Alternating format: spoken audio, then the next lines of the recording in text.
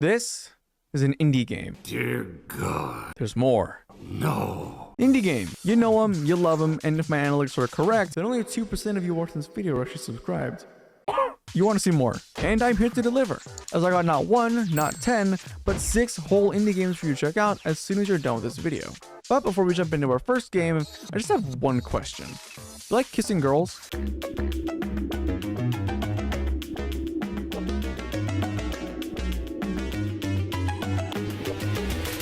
Developed by Van Ripper, Awaria is a game about kissing girls and fixing generators. But in Awaria, you play as Eula?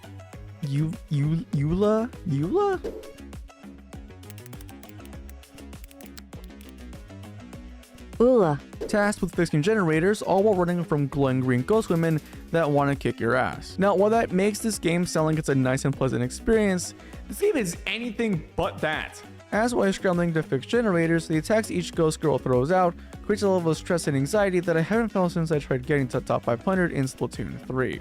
That is to say that this game is stressful, as a lot of the times if you're not careful, you can die in the blink of an eye before you even have time to register what exactly killed you. But even though Awaria is very challenging, it's still a very fun experience as the dialogue you get after beating a level, despite being cheesy and getting me a nasty side eye from my fiance, gives a level of comfort and downtime that allows the player to relax before jumping into the next finger-breaking level.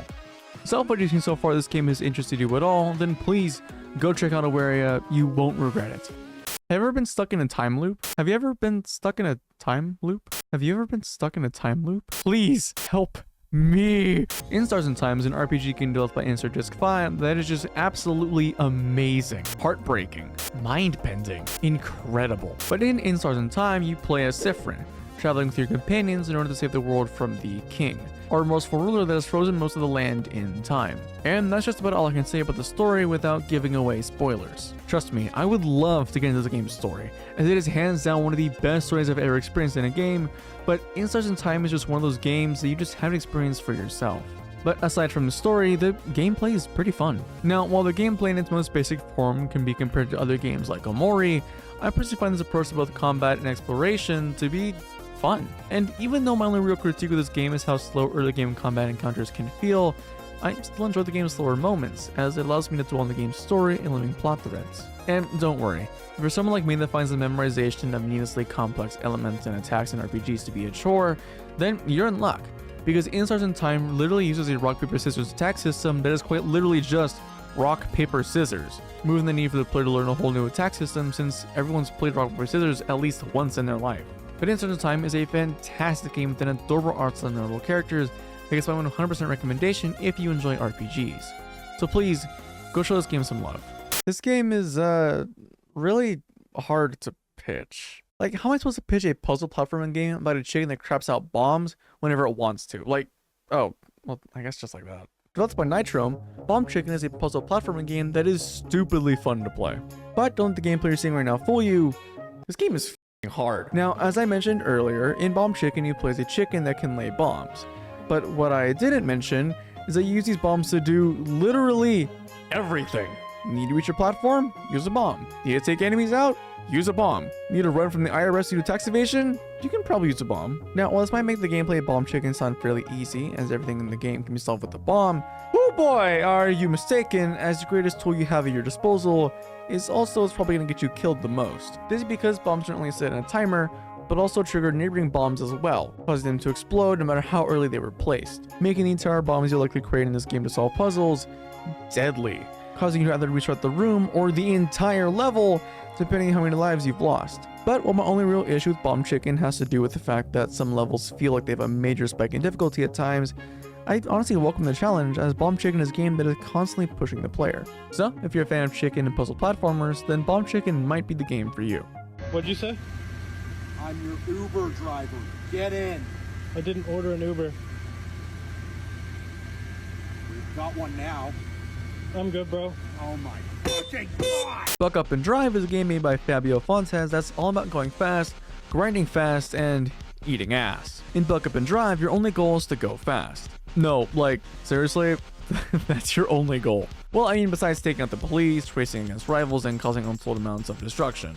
But the main gameplay loop of Buck Up and Drive goes a little like this. You pick your car, you load in, go as fast as possible by utilizing the game's mechanics, and then reach in the area before time runs out. Now, rinse and repeat for a few more times and add in a few extra challenges, and there you go. You got yourself Buck Up and Drive. Now, what that gameplay loop does sound like it gets boring after a while, to be honest, I didn't really find that to be the case with this game. As in those moments where I started to feel like this game just wasn't really all that challenging, the game throws a cart in my head and said, drive, forcing me to beat levels in a shorter time limit or deal with a cop that felt like he was just constantly on my ass. So even though at first glance it seems like Buck Up and Drive is one of those games that's all style and no substance, I assure you that is not the case. But if you enjoy fast-paced racing games that push you to become a technical master over its controls, then Buck Up and Drive is definitely worth giving a shot. Have you ever sat there while playing a game and thought to yourself, man, I'm bored? Well, that's kind of me with this game. Okay, look, I really want to like this game. I really do.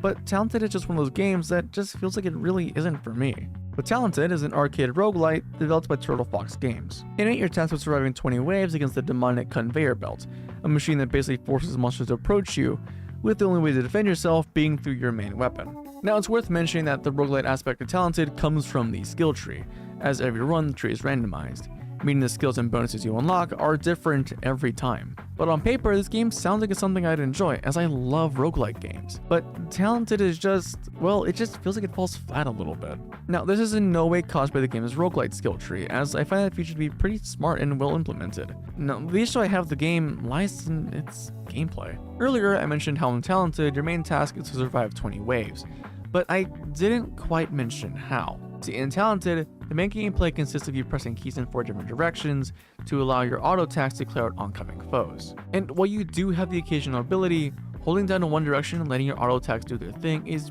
pretty much the main gameplay loop, which is a goddamn shame because I wish this game was more exciting or engaging in some way, as this gameplay just gets really stale after the first few waves. But I don't know, maybe I'm being too picky?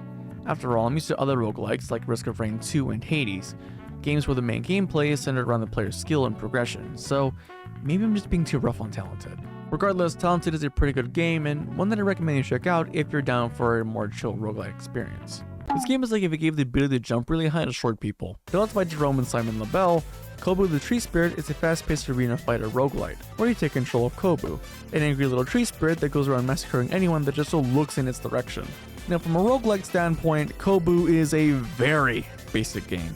As so much of the game is pretty much randomized, enemy locations for certain rooms alongside bosses appear to be on a fixed pattern, so it's pretty easy to learn where and what enemy will spawn after a few runs. Alongside enemies though, weapons and upgrades are randomized too in classic roguelike fashion. However, I will note here that the upgrades you select have a noticeable meta. What I mean is that this game's weapons don't particularly feel balanced, as specific weapons like the Poison Orb never really feel as strong as or impactful as the weapons like the Fey Daggers. And unfortunately, this extends towards abilities as well. As well, there are a few different types of abilities you can go for in Koboo. I never really found myself straying too far away from the wolf-related abilities, which created buffs that during my runs became almost vital to have. But aside from this, the combat of Koboo is fairly fun, as the combat consists of Koboo pretty much just jumping over an enemy to attack them, which, while is funny to look at, allows the combat to be fairly fun, as the player has to attack 3 key weak points on the enemy in order to damage them. Now, the reason I'm saying this form of combat is fairly fun instead of just fun is because of the weapons. I already brought up how weapons like the Poison Orb don't feel as strong compared to other weapons, but I didn't bring up that the combat system in this game is the exact reason why. As while the hitboxes for hitting any weak points is fairly generous, when you're tasked with having to constantly move around in order to dodge enemy attacks and carefully position yourself and aim an orb just so you can potentially hit an enemy's weak point once, this game's combat goes from fairly fun to downright tedious, which is exactly why Koboo basically has a defined meta for its weapons, as during a run, you'll never want to stick to a weapon that feels like it does jack squat for long. But beside my issues with the weapons and a few bugs and nitpicks here and there, Koboo is still a fun game to play that I'm glad my friend Eclipse1/2 recommended I check out for this video. And there you go. More indie games that I know will be sent to someone's Steam wishlist hell. As always, feel free to suggest any games like me to check out down in the comments, and subscribe if you enjoyed the video. Bye!